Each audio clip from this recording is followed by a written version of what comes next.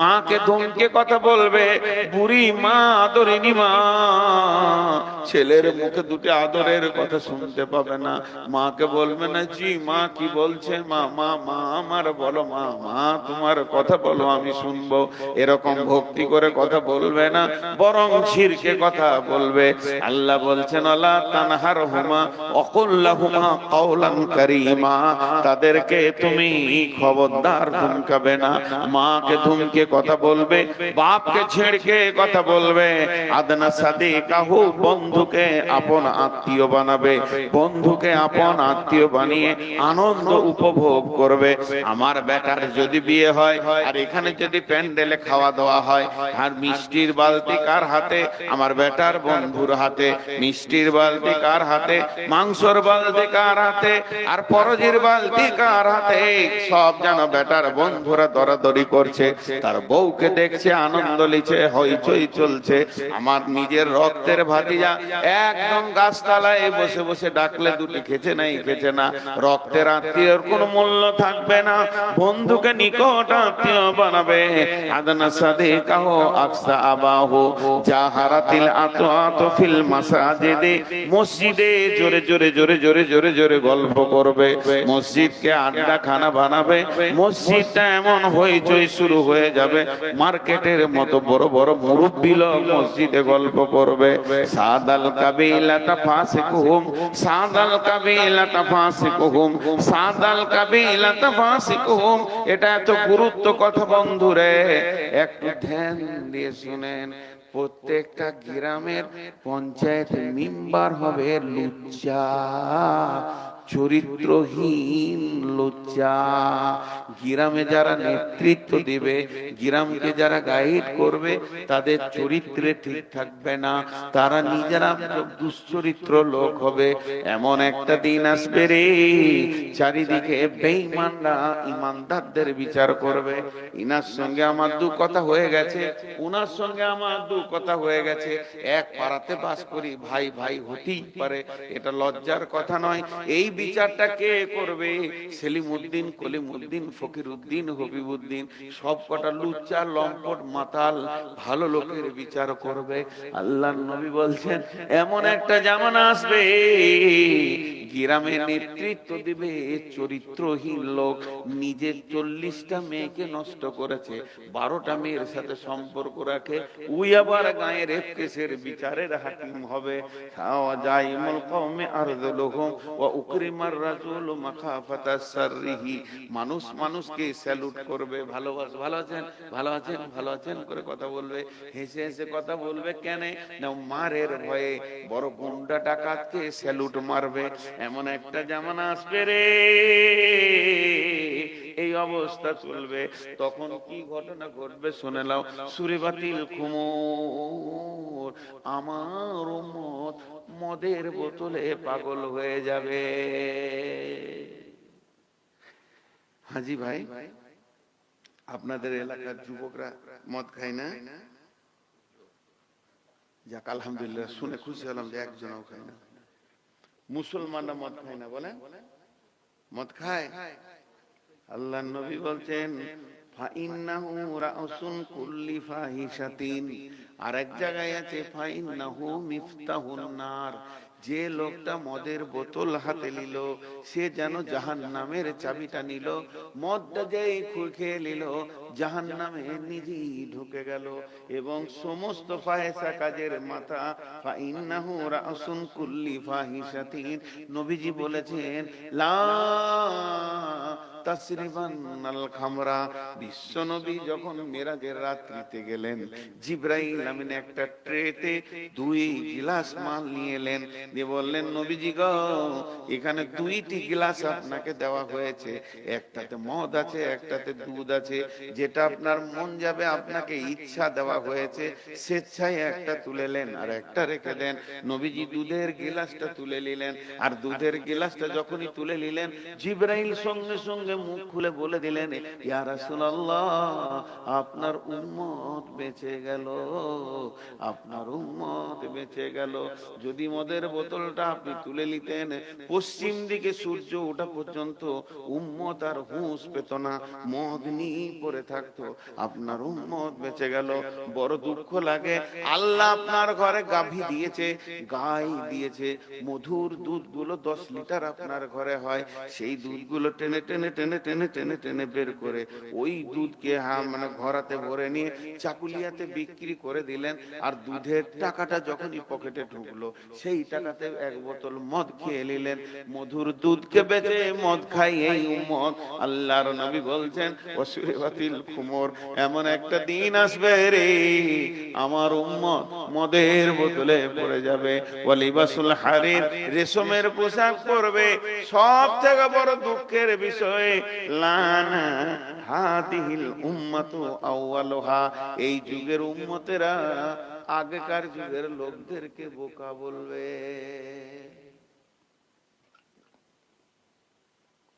বলছে না, আগেকার যুগের লোকরা বোকা ছিল, সাদা সিধে ছিল, হুঁশ কম ছিল, বলে না? বলে। আর আগেকার যুগের লোক বলতে কাকে বলছেন? প্রথম তো পৃথিবীটা শুরু হয়েছে নবী দিয়ে, আদম আলাইহিস সালামকে দিয়ে। তাহলে যত নবী কটা সব বোকা ছিল, আর এখানে মাতাল, সুদারু, আর এই চোর কটা, ডাকাত কটা, এরাই হলো চালা। কি অবস্থা! এটা হলো কিয়ামত এসে গেছে, এখনো চালু হয়নি। আপনাদেরকে যতগুলো শোনালাম, যদি ওইগুলো পৃথিবীতে চলছে তো জেনেলেন এইটাই কিয়ামত এসে গেছে। খালি ওর সামনে সিগন্যালটা লাল আছে বলে হিলছে না, লড়ছে না। ট্রেন যেমন এসে গেছে, এত বড় আজদাহা ট্রেনটা 70টা বগি নিয়ে ডালকুলাতে চুপ করে দাঁড়িয়েছে, তিল বরাবর হিলছে না, হাওয়া দিলেও হিলছে না, বাতাস দিলেও হিলছে না, ও শব্দ করছে না, সাউন্ড পাওয়া যেতে না, খালি সিগন্যালটা সামনে পাইনি বলি। তো কিয়ামত এসে গেছে। আল্লাহ নবী বলছেন, এইগুলো যখন দেখতে পাবি রে তুই, তো তখন জানবি যে কিয়ামতটা পৌঁছে গেছে, খালি হিলছে না। হিলবে কখন? এটা আমার মনে আছে বাপ, জীবনে শিক্ষিত হতে পারলাম না। শিক্ষিত বুঝেন? আমার এক ওস্তাদ বলতেন যে রাস্তায় তুমি চলছো আর পেছন থেকে যদি সাইকেল ওয়ালা তোমাকে বেল বাজায়, তো তোমার কপাল খারাপ, মাথা ঠুকলো, তুমি এখন চলতে শিখো না। এমন চলবে, কাউকে সাইকেলে বেল বাজাতে সুযোগ পাবে না, ও এক সাইডে চলবো। একটা গাড়ি হরেন বাজাবে না, আমার চলন দেখে বুঝে নেবে লোকটা ভালো। আর এখন সব থেকে দামি লোককে, যে রাস্তার মাঝে গল্প করে, গাড়ি আসবে 14টা হরেন দিবে, তারপর আবার গরম করে একবার দেখবে, তো ও এলাকার ওই জন্য তাকাবে। ওই জন্য আমার একটা ড্রাইভার বলে, কুত্তে আপনি এলাকা মে শের বান যাতে हैं, কুত্তে আপনি এলাকা মে শের বান যাতে हैं। আর রাসূলুল্লাহ সাল্লাল্লাহু আলাইহি ওয়াসাল্লাম বলেছেন, ঈমানের 70টা ভাগ, সব থেকে নিম্ন স্তরের ভাগ হচ্ছে রাস্তা ক্লিয়ার করা। আর সেই উম্মত রাস্তার কোন খারাপ জিনিসকে সরিয়ে দেওয়া। খারাপ জিনিস সরান মানে তুই দাঁড়াবি কেন তাবার? আর সেই উম্মত রাস্তা জাম করেই থাকে। আল্লাহু আকবার। তারপর টোটোওয়ালাদের কথা আর বলবো না, অনেক বলেছি। তো এই হলো তার যাই হোক, আমার হুঁশ নাই যে হুঁশ করানো হচ্ছে এটা দিয়ে আর কি। তো যাই হোক, আজকে 23 বছর জালসা করছি, বাবার মাদ্রাসার ফসল এগুলো বুঝি। কিন্তু আমি আপনাদের সামনে এই হাদিসটা 5-7 মিনিট নিব, বেশি নিব না, কারণ রাত হয়ে গেছে, শীত প্রচুর, হাড় কাঁপানো শীত। আর কমিটিকে কি দোষ দিব? কমিটির কালেকশন তো মাদ্রাসার জন্য করতেই হবে। এতগুলো লোক আজকে 2 মাস ধরে হাড় খাটুনি খাটছে, এই মাদ্রাসাটার জন্য খাটছে, কেউ নিজের পেটের জন্য খাটেনি।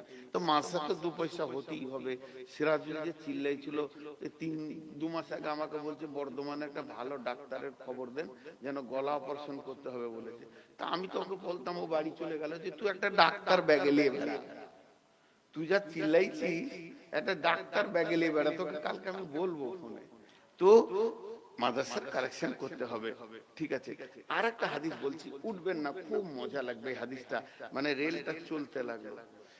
এখন আপনার ছোট বেটাটা আপনার সঙ্গে উঠেছে ট্রেনে, বলছে আব্বা ট্রেন চলছে, বুঝতে পারছে না, তখন বলছে জানলা দিয়ে দেখ। তো বলছে তাল গাছটা ধরছে, বলছে বাপ তাল গাছ ধরেনি, তুই ধরছিস। তাল গাছটা তোকে মনে হচ্ছে ধরছে, কিন্তু তাল গাছ ধরেনি, এবার তুই ধরতে লেগেছিস, এবার দৌড়বে কি?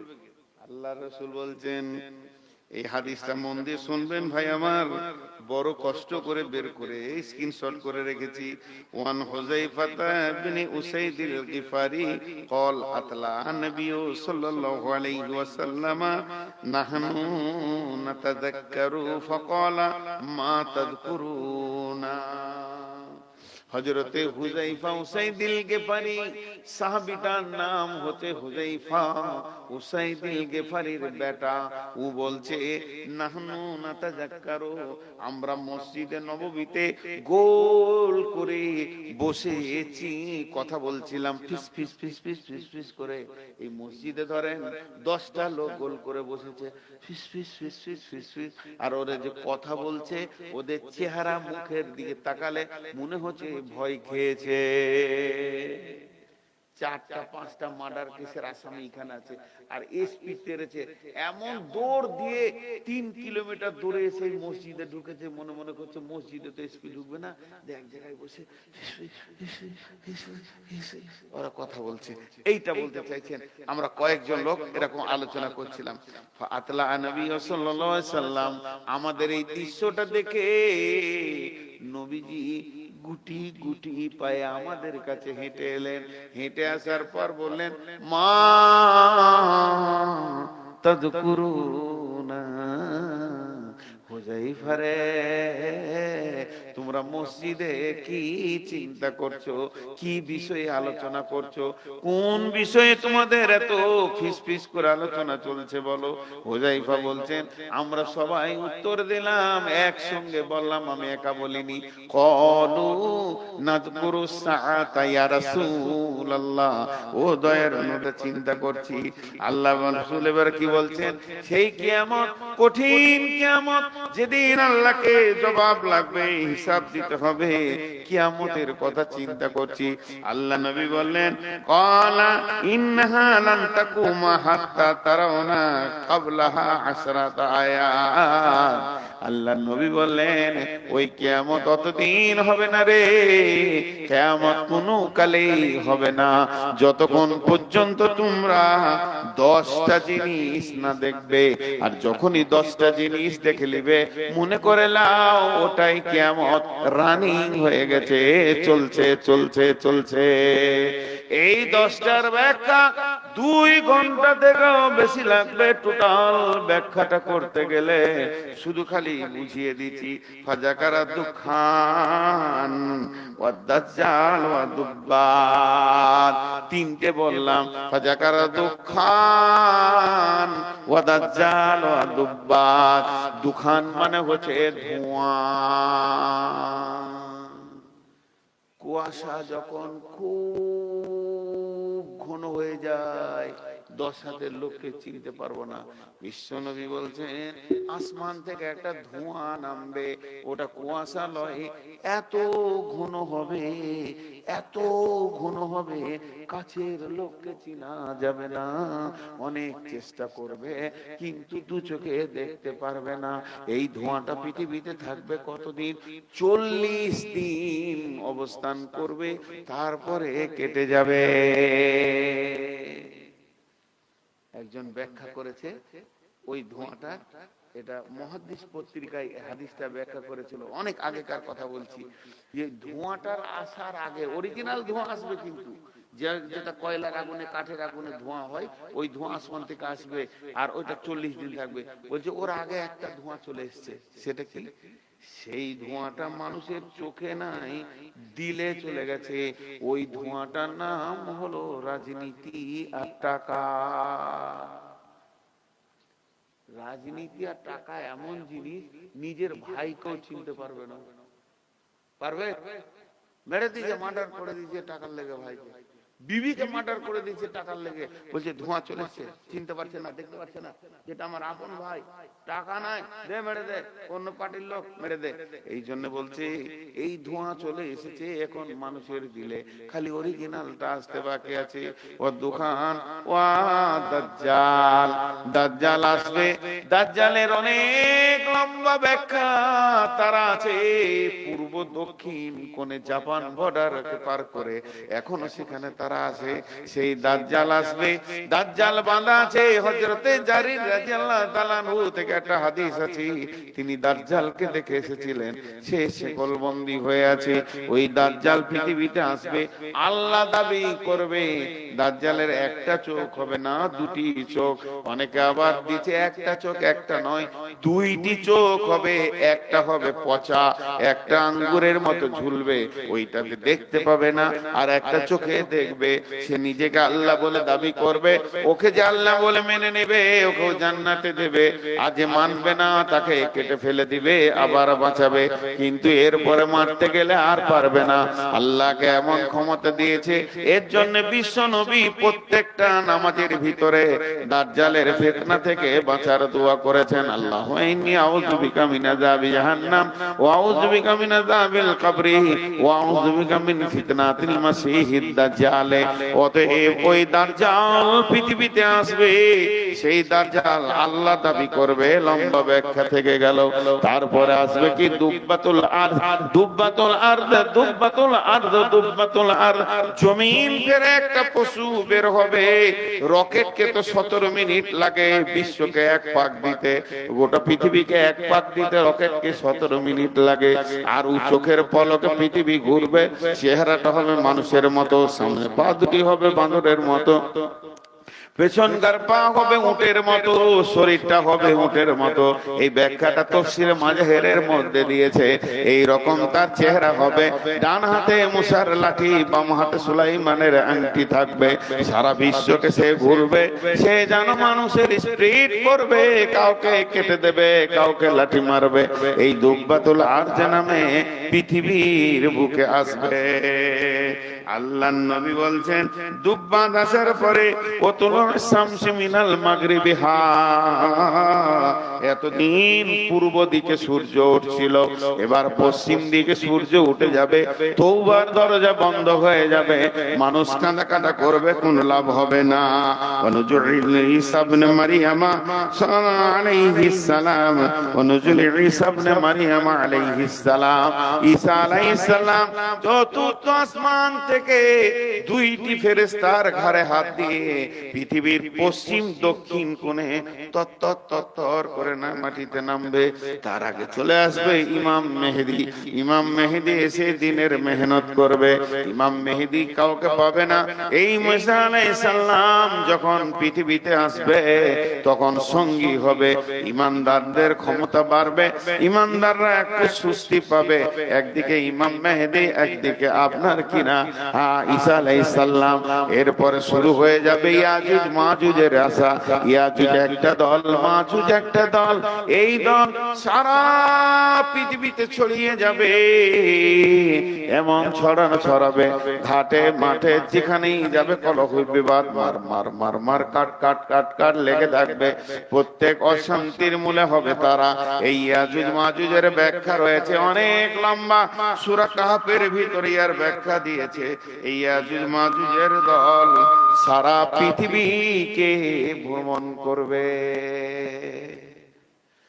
সর্বভূ যা পাবে তাই খাবে, কাট মার লেগে থাকবে এদের ভিতরে। সর্বভূক হবে ইয়াজুজ মাজুজের দল। এর অনেক লম্বা ব্যাখ্যা বাদ দিয়ে শর্টে বলছি, এই ইয়াজুজ মাজুজের দল, আর ওদের সাথে থাকবে দাজ্জাল, আর এইদিকে থাকবে ইমাম মেহেদী আর ঈসা আলাইহিস সালাম।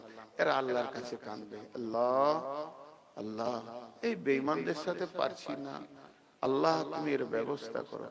যেই বলবে ব্যবস্থা করো, প্রত্যেকটি ইয়াজুজ মাজুজের এই ঘাড়ের শিরদাঁড়া, হাড় যেটা মেন হাড় উঁচু হয়ে আছে, ওইখানে একটা করে ঘা হবে, বিষাক্ত ঘা। ওই ঘায়ের ওষুধ দুনিয়াতে থাকবে না, এমন যাতনা হবে ওই ঘায়ের। এক ঘায়ে সব পোকা শেষ, ষাঁড় শেষ, ষাঁড়ের পোকা শেষ, আর একজনও বেঁচে থাকবে না। কি থাকবে? লাশ আর লাশ, ঘাটে লাশ, মাঠে লাশ, রাস্তায় লাশ। ঈসা আলাইহিস সালাম আবার হাত তুলবেন, আল্লাহ এত লাশের মাটি দেবে কে? Crore crore billion million. বলেছে ইয়াজুজ মাজুজের যা তীর ধনুক হবে, সেই যুগের ঈমানদাররা 40 বছর জ্বালানি করে খাবে। কত কত হবে ওদের সংখ্যা? তাহলে চিন্তা করলেন। এই ব্যাখ্যাটা তাফসীরে মাজাহির থেকে বলছি। তো ওরা 40 বছর ধরে ওইটাকে মানে জ্বালানি করে খাবে। তাই লাশ যখন গাদা হয়ে যাবে আবার কান্না লাগে, আল্লাহ এতগুলো লাশ কি করে কয়েকটা মুমিন সামালবে? এমন সময় আল্লাহর হুকুম হবে, সমুদ্রের ভিতর থেকে ছোট ছোট আবাবিল পাখির মতো হোক বড় তিনটি, এক একটা পাখি ঝাঁ করে আসবে, আর একটা পাখি তিনটে লাশ নেবে, দুই পায়ে দুটা, ঠোঁটে একটা, আবার সমুদ্রে চলে যাবে। এইভাবে এত পাখি আসবে, সমস্ত লাশগুলোকে নিয়ে সমুদ্রের ভিতরে চলে যাবে। এই লাশগুলি যখন শেষ হয়ে যাবে, মুষলধারে বৃষ্টি হবে। বৃষ্টিটা হবে একদিন নয়, দুদিন নয়, টানা 40 দিন চলবে। এই বৃষ্টিটা যখন শেষ হয়ে যাবে, পৃথিবীতে একটাও বেঈমান থাকবে না, বেঈমান থাকবে না। এই অবস্থায় পশ্চিম দিকে সূর্য